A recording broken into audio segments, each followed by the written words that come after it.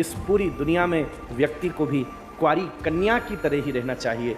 जैसे कन्या अपने घर में रहती है, अच्छे से रहती है, पर कभी न कभी बाल्यावस्था से ही उसको थोड़ी थोड़ी माँ ट्रेनिंग कराती रहती है। हाँ, अगर कभी किसी दिन ब्याह में करके जाएगी तो ये थोड़ा बहुत तो तुझे आना चाहिए, ये तो थोड़ा बहुत सीख ले। I am not saying that this is the goal of life, पर फिर भी एक जीवन की रियलिटी तो है ही है ना। अगर जीवन में आपको किसी देश में जाकर के बसना है तो वहाँ के रहन सहन तो आना ही पड़ेगा ना। तो अगर जीवन में कभी भी विवाह हुआ तो कम से कम उसके विषय में व्यक्ति को ज्ञान तो होना चाहिए, नहीं तो मूर्खता हो जाएगी। उद्देश्य नहीं है जीवन का, पर एक आवश्यक घटना तो है ना, होना तो है ना। पर अगर होना ही है तो क्यों ना उसके प्रति निपुण व्यक्ति उसका अभ्यास कराता रहता है। बस इस पूरी दुनिया में कुंवारी कन्या की तरह ही व्यक्ति को रहना चाहिए। और जब कुंवारी कन्या की तरह व्यक्ति रहता है तब गुरु भी मैया की तरह कभी कभी उसे सिखाता रहता है कि हाँ ठीक है, इस दुनिया का व्यवहार कर लो, यहाँ का लोकाचार कर लो, पर ध्यान रखना कि कभी श्याम सुंदर के द्वारे खड़े होना पड़े तो कम से कम उनका श्रृंगार कैसे करोगे ये तो सीख लो। इस कुंवारी कन्या की तरह संसार का सारा व्यवहार करना।